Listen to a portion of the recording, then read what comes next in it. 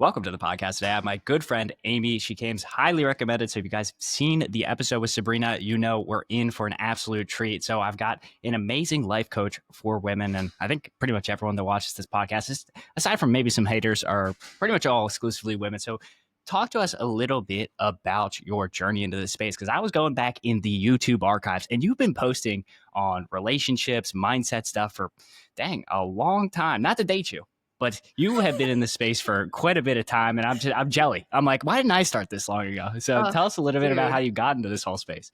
Well, I always make the joke that I really backed into it because, yeah, I started a YouTube channel in 2012 just as a creative outlet. I was living in New York City. I was an actor, performer, stand-up comedian, doing all these things. And I just wanted to have like a space that was just for me. And then over the years, it really morphed into this platform for female empowerment, especially in the realm of dating and relationships.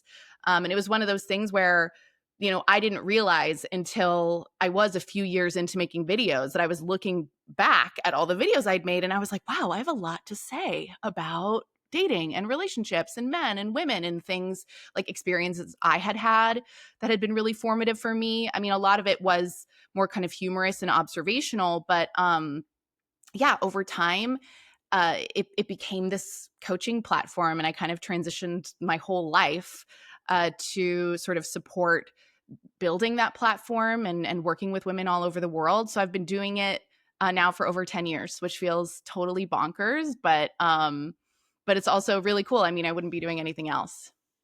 Absolutely. And funny enough, I believe you came from a comedy background, but I could be mistaken on that. Yeah. But tell us a little bit about essentially when you initially got started, did you focus on a specific modality being like, here's what guys are thinking, or hey, here's how to, get a long lasting relationship? Talk about kind of how your content or your focus has evolved throughout the ages.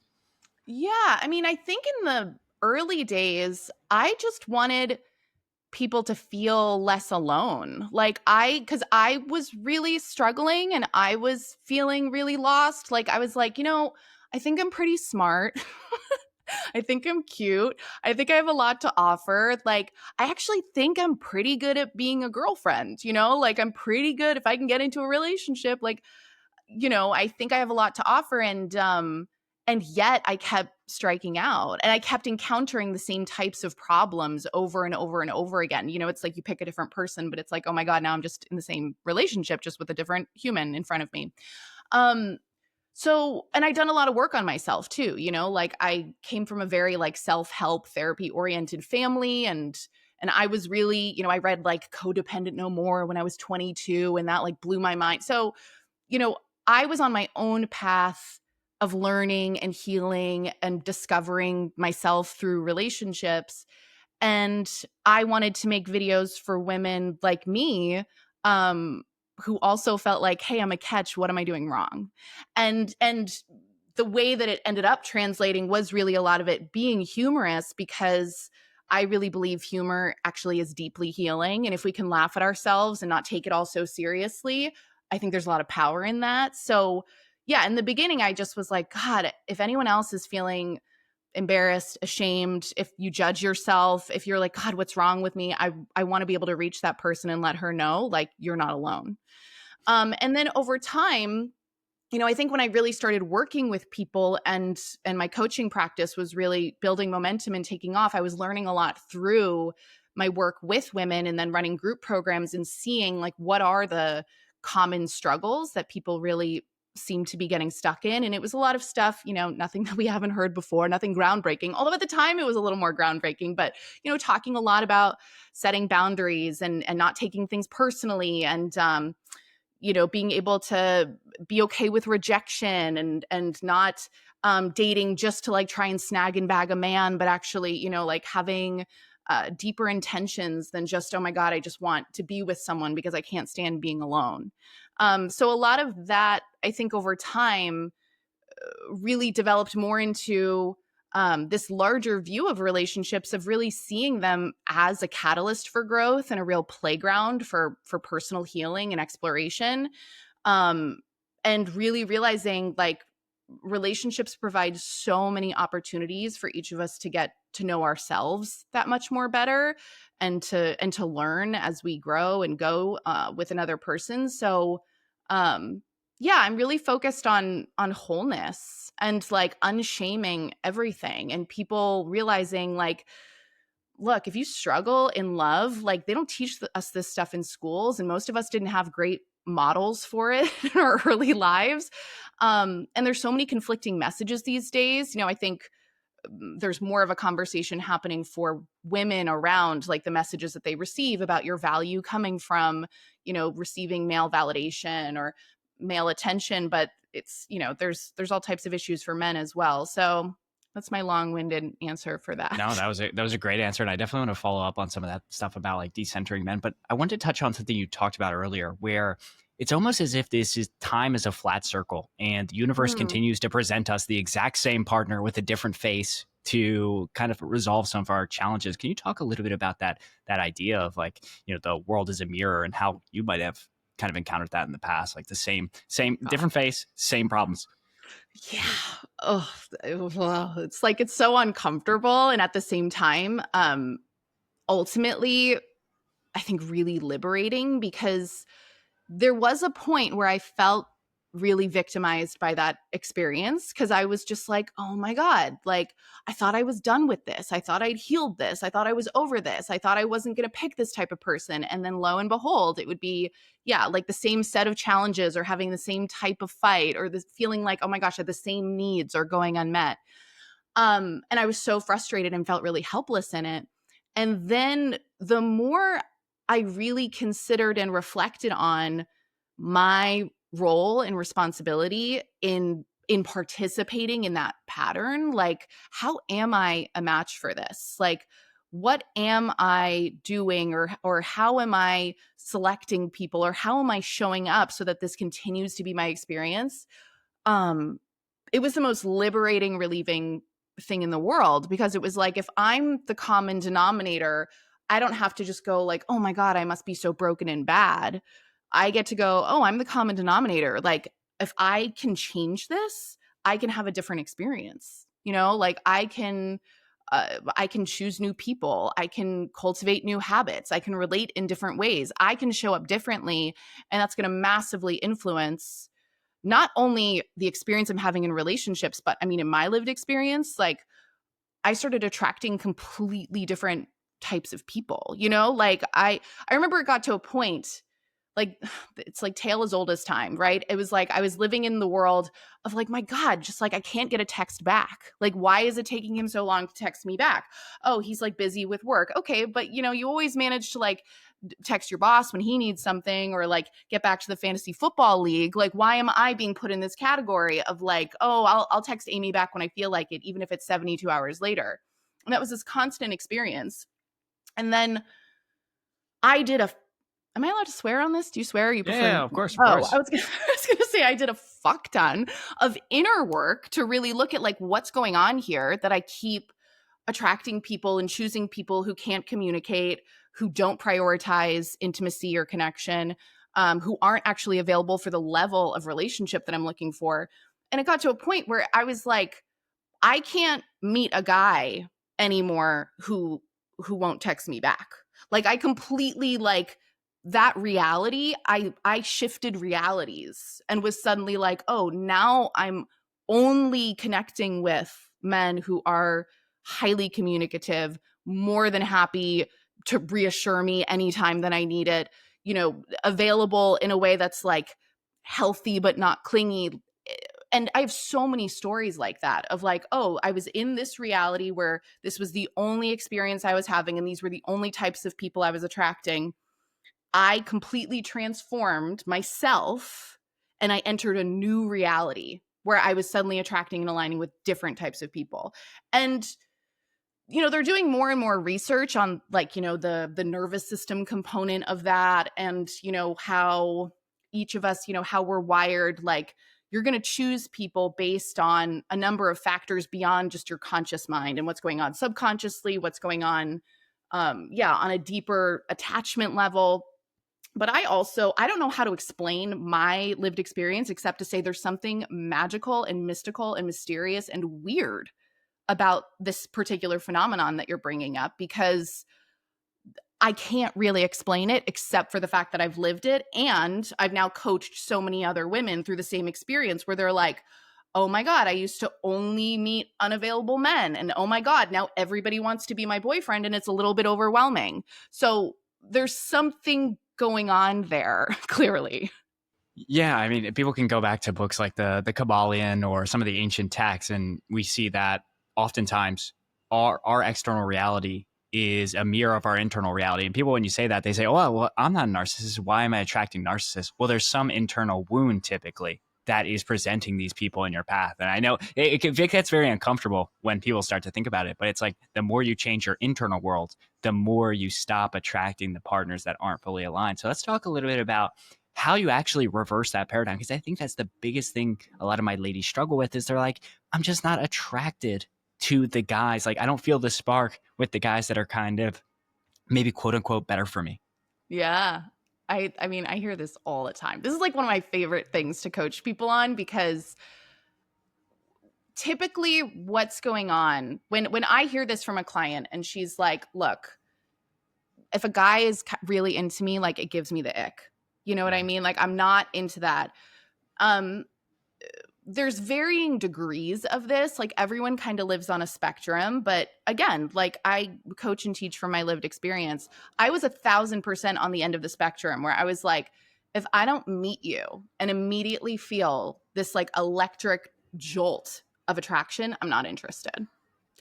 And that's what drove my choosing. Like I was like, oh, I would lock eyes with a guy at a party or at a bar. I would feel that zing and I would be like, I want that one. And I'm going to I'm going to go get that one. And lo and behold, things would unfold and it would be like, oh, another, now we would use language like trauma bond, but this was like Mhm. 2010. So we didn't all know all the lingo. I was just like, oh my God, another dumpster fire relationship. Like what is going on? So there was a point where I had to realize that I was like, when I feel that with someone, that sense of like immediate connection and feeling really turned on and attracted to someone, that's actually not a good sign. That's actually an indicator that I should not go towards that person. I should not choose that person. I need to actually steer myself in a different direction. And I hated that. Like, I was like, but that means then, and this is what I hear from women all the time, is like, so I'm going to have to be dating guys who are boring. I'm going to have to, like, force myself to make out with this guy that I'm not really into. And the phenomenon that I love bringing women into is like this reality that attraction isn't just, it's not like a light switch where it's just there or it's not. There is this different kind of attraction that is more of this like slow burn, unfolding, deepening, dimmer switch level of attraction that is not boring at all, but it'll feel boring to you if you're used to the roller coaster ride. And most people think the roller coaster ride, that's what relationships were supposed to feel like. That's what romance is. If it's not passionate and I'm not obsessed with them and I'm not intoxicated in this experience, then yeah, it's boring. I don't want it. Um, and all of that is just stemming out of this sort of addiction to intensity and chaos and probably, yeah, letting your wounds do more of the choosing in your relationships. So it takes time, but when we're shifting patterns of attraction, what we're really doing is you're training yourself to not just be reactive to whatever you're feeling. You're training yourself to slow down and stay conscious enough in connection that you can actually feel and sense and discern for yourself, like, is this going to be a good person or a good connection for me? and and it requires a willingness to fuck around and find out, like, and really it's a series. There's a lot of like trial and error and letting yourself play and like dating off type, going on dates with people that you're like, this guy doesn't really excite me, but he's showing up. And this doesn't mean that you need to be saying yes to people that you're like truly repulsed by, but Ken Page is one of my favorite um coaches, therapists in the dating space. He wrote this incredible book, Deeper Dating, and he talks about attraction being like a scale of 1 to 10. And he's like, people want the 10. Like they want the like, oh my God, I can't get enough of you person. But there's this whole middle range in there where it's like, oh, like, I'm not sure that I'm really feeling it. But maybe if I got to know you, maybe if I see some different aspects of your personality, maybe if I give this a little more time and space to breathe, there could be something that develops. And um and when I started having those types of experiences, it was such a relief. And it was also like, it was really humbling because I was like, oh my God, I was so ready to write this person off. And now, we're like 3 dates in and I'm really feeling something that I wasn't feeling before. And there is something kind of humbling in that where it's like, geez, like maybe I was wrong. Maybe I should be giving this person or other people a chance. And yeah, I don't think it's ever wise to like make rules for ourselves about these kinds of things. But for anyone, like you're saying, for any woman out there or man out there who is feeling like, I don't want to like date boring people, I'm like, your system is a little bit out of whack, respectfully. You know what I mean? Like, boring for you might actually just be what healthy relating is and what healthy attraction is. And like, and training ourselves to be turned on by what's healthy is a whole thing. Yeah, a very uncouth example I have is that let's say you're younger and you took ecstasy at a rave. You wouldn't say that that is happiness. And you're just like, Yeah, the only way I can experience happiness is to take ecstasy at raves. You're like, no, no, no, no. All the guys that have really made me really excited are because they're going on 17 different dates a week. That's why their stories are so good. But talk to yeah. us, because I know a lot of the women will be here. They're like, Amy, I hear what you're saying. I'm giving guys a chance. I'm going on 3, 5 dates, but like where, and I know you said you wouldn't give us a rule, but like, is there a cutoff where you're like, how much time should she give people when she's dating outside of her type? That's such a great question. I'm so not about like give it 6 weeks and like see, but well, and here, and actually, no, this is a deeper thing though, and I'm glad that you're asking this because we all want like rules and guidelines because there's a certain amount of safety that we feel if we're like, okay, I can give it 6 weeks. And if it's no good after 6 weeks, I can cut it off. I'm in the business of you developing such a finely tuned, honed in relationship with your own inner guidance system and knowing that you don't need external timeframes and rules and give it 3 dates and then you're done. All of that stuff, all of those like guardrails that we will put around our dating lives, like to even down to like, well, he has to text me back in like 24 hours. And if he doesn't text me back in 24 hours, like I'm not interested. Or he needs to text me first. I'm not going to date someone where I have to text first. Though there's a difference between having standards and having rules for yourself. And I mean, I'm digressing into like a whole other topic here, but the thing that matters most to me, or the thing that I ultimately is going to have the most longevity for anyone who is really interested in like a deeply fulfilling relationship, which yeah, isn't going to be like a dime a dozen, or necessarily it's not always just going to fall into your lap.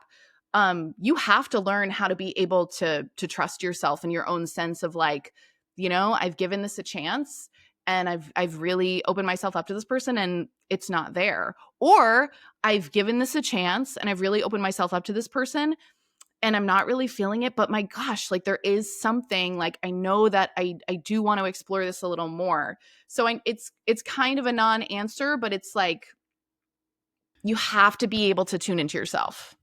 Well, I think it's a good answer because it's essentially things that go viral online are like, oh, never wait 72 hours for this. Like relationships are a lot more gray and there's a lot more middle area. So it's take the principles. It's like, okay, if a guy really likes you, he's going to text you. Doesn't matter if he texts you in 12.5 hours or 3.5 hours. Sure, one influencer online might say that. And yeah, I might be guilty of doing some of those things because they do go viral. But just remember, like the principles are like, okay, what's the principle here? Give more guys a chance, date outside your type because you will practically quintuple your dating prospects if you do that. So let's talk about some of the inner work and some of the healing, because I think this is where a lot of us realize that like relationships are one of the best avenues for like personal development. Ultimately, you don't get a lot of dating advice is like do this one hack, which is really putting a band-aid on actually like developing ourselves. So talk to us a little bit about like how you were able to make some of these switches in your dating life and the lives of your clients. Like what kind of practices would you recommend people start to do so they can start doing some of this inner healing?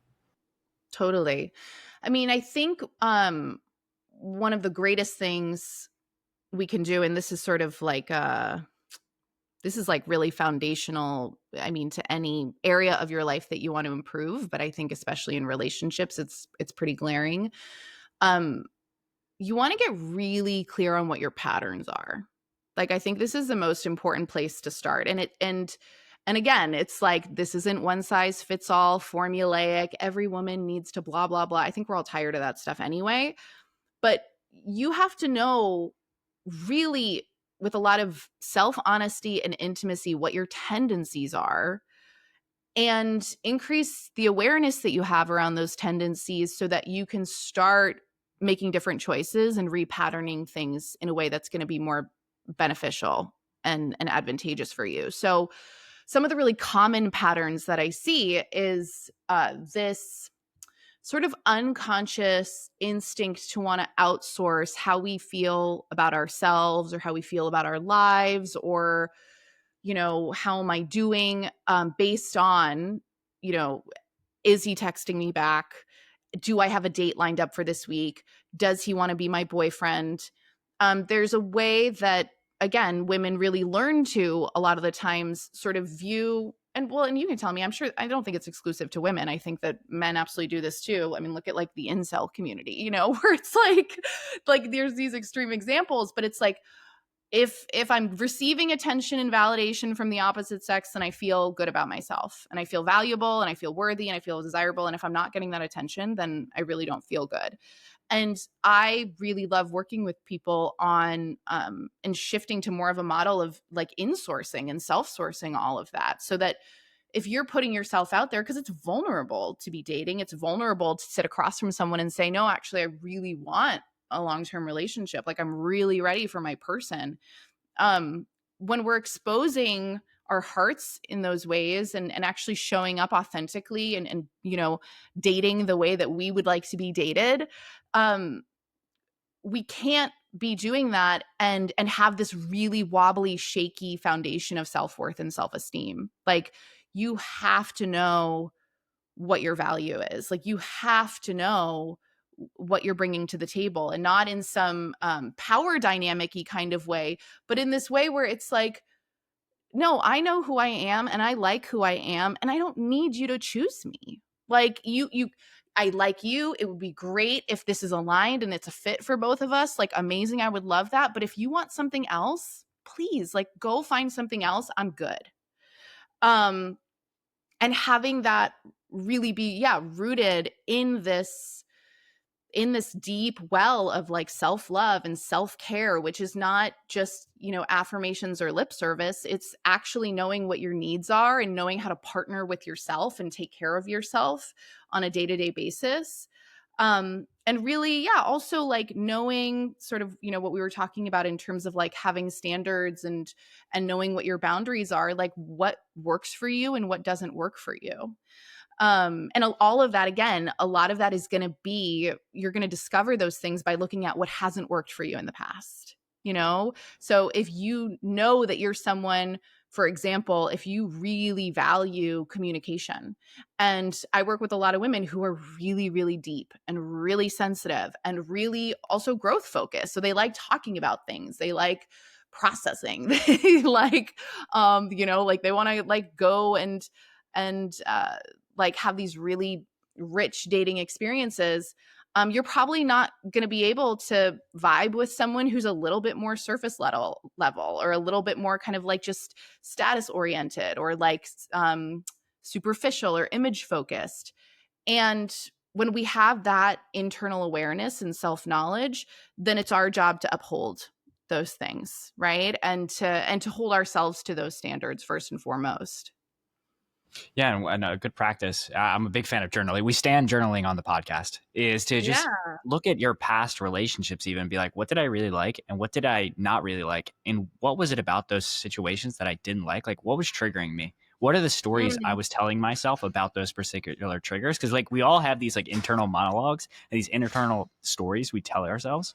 Even like going out with certain people, we might have it an internal voice of our friend Sarah being like, "Oh, he's ugly," or "Oh, he's this," or "Oh, he's that." Mm. Like we can actually write these things down. So like, what is the particular point at which this is triggering me? Was it something from my childhood? Is it this? Is it that? But we stand journaling on the podcast. Is all to say here. Yeah, absolutely. Yeah, and like a good, I mean, this is one of the things that I will just say, like, I know everybody, it's all controversial how we feel about ChatGPT and our AI overlords. We're entering a dark time, but there's good things in it as well. But like, if there's a particular topic that you're like, oh, I really want to look at what my boundaries are and get clearer, like, I actually think it's a great tool. I'll recommend to clients, like, plug into ChatGPT and be like, what are 5 journaling prompts that would help me get clearer on what my boundaries are in my dating life? And just doing that level of self exploration will give you a lot of insight and perspective into where your work is presently. And a great book on this. I stand this book. I have no affiliate with her, but Set Boundaries, Find Peace was like one of my favorite books. I've never underlined a book more in my life because I'm like kind of a people pleaser. I'm working on it, people. I am working on it so much. Content is hard because people are always hating. But Yeah. that book, if people are not particularly adept at setting boundaries, I highly recommend it. So you mentioned kind of this self analysis, a little bit about journaling. Has there been any like tools or anything that you found that have really helped your clients kind of change their dating and relationship lives? Yeah. I mean, one of my favorite ones, and I actually forget where I initially heard this. I've heard like different variations on it, but when it comes to clarifying standards, and I'll say also revising standards, because maybe what you needed 3 years ago isn't what you need today. If you're on a path of growth, you're going to be continuously evolving, and your relationships and your needs and your wants are going to be reflective of that. But a system for defining your standards that I really love is clarifying your absolute must haves, clarifying your would be nices, and then clarifying your deal breakers. This is a process that I will walk through with my clients because it serves a few purposes. Number one, it forces us to get really clear on not just like, oh, well, I want this, but I don't want this. It actually asks, like, no, what are the like bottom line non negotiables? I have to have this or it's not going to work for me.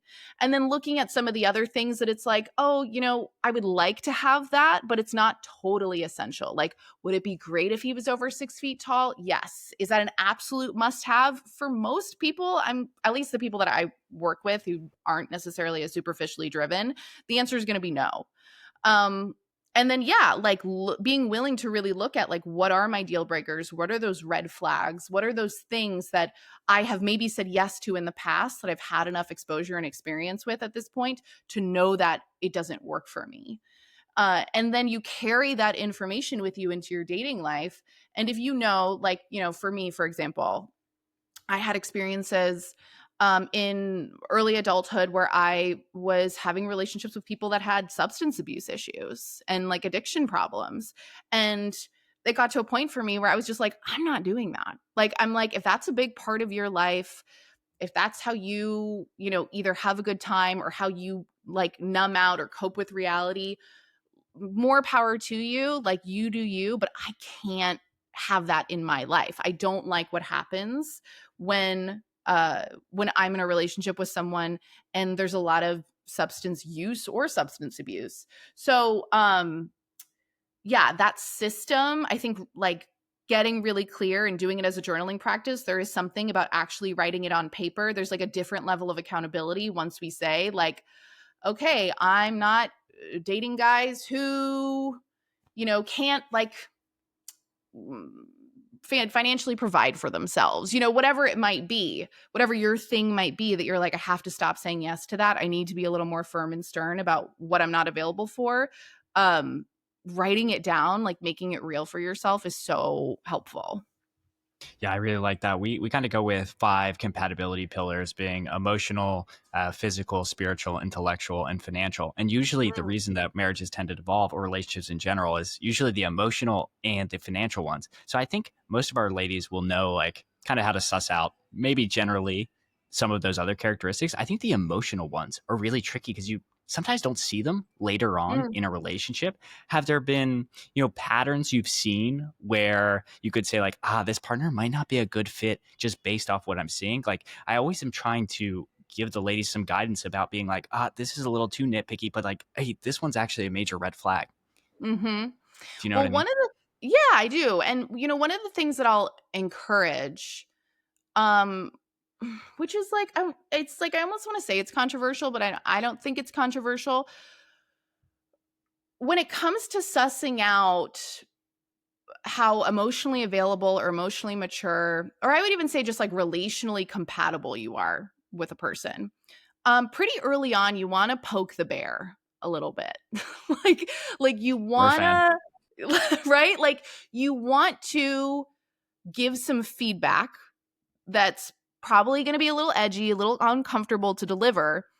Uh so that you can actually see how does this person respond to me giving them feedback, whether it's telling them, hey, you said this thing, and I this is like how I interpreted that, and it actually made me really uncomfortable hearing you say that, and I want to talk about it with you because I want to know if I'm misunderstanding. I want to know your perspective in it, bringing things up. And here's the thing is if you're dating from like a conscious, self-aware, growth-focused place, things will just come up pretty early on where it's like, oh, I think I need to address this, or I have a question about that, or there's something that's not really sitting right here. I want to get to the bottom of it.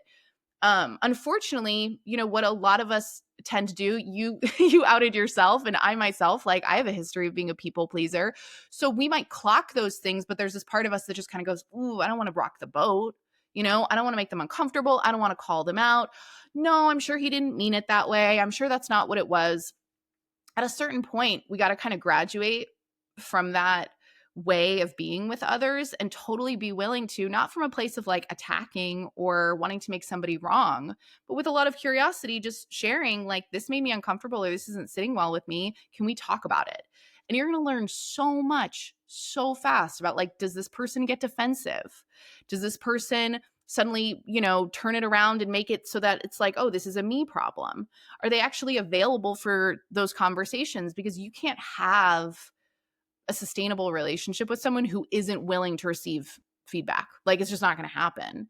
And for a lot of people that is hard, and I'll add to that too, not to like bring more nuance into it, but it's also one of those things where you want to see, even if someone gets defensive, they might be able to say like, oh, I'm having a reaction to this, but then later that night they're like, hey, I really thought about what you said, and I know I didn't react well in the moment, but I want you to know, like, I really I'm sorry, or I didn't mean to make you uncomfortable, or I really want to make this right, I really care about how you're feeling. Like we get to see how does this person sort of respond to potential conflict. And you want to just keep your eyes wide open in those moments, like just pay attention.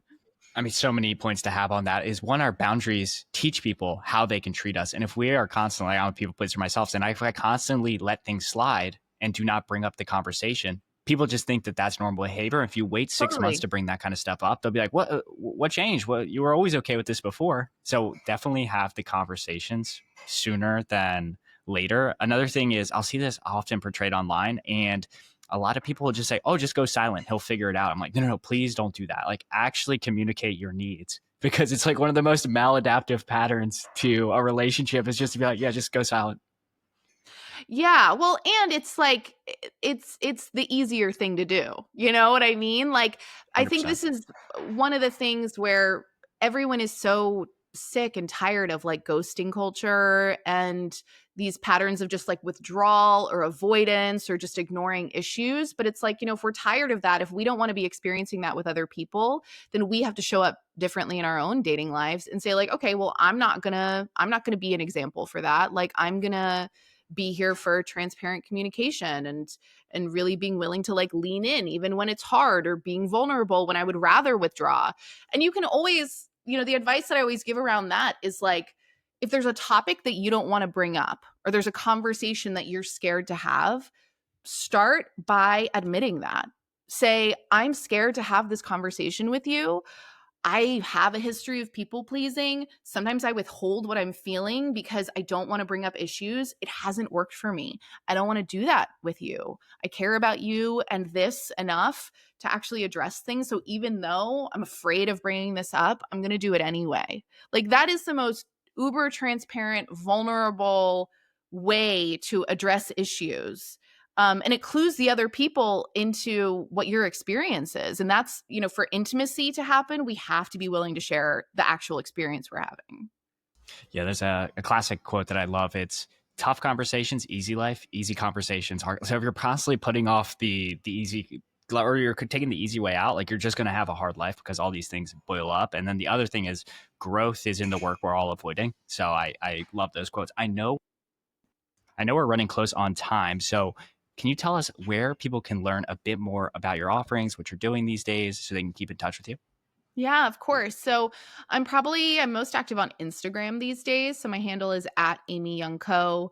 And yeah, I have a variety of different ways that I work with people, whether it's through one-on-one coaching, or I have some different group programs that I offer. I have some new stuff coming in the new year. I'm not sure what the timing is exactly of when this will drop, but um, some new things that I'm going to be focusing on in the new year, specifically about healing mistrust, anger, old wounding with men and relationships, so that you can show up and really be a match for the kind of man that you're looking for. Because that was a big thing for me, walking around with so much unresolved, unprocessed, and like totally understandable anger, mistrust, hurt. There was this whole slew of stuff I had to move through to really stop attracting the exact type of man that I was trying to avoid.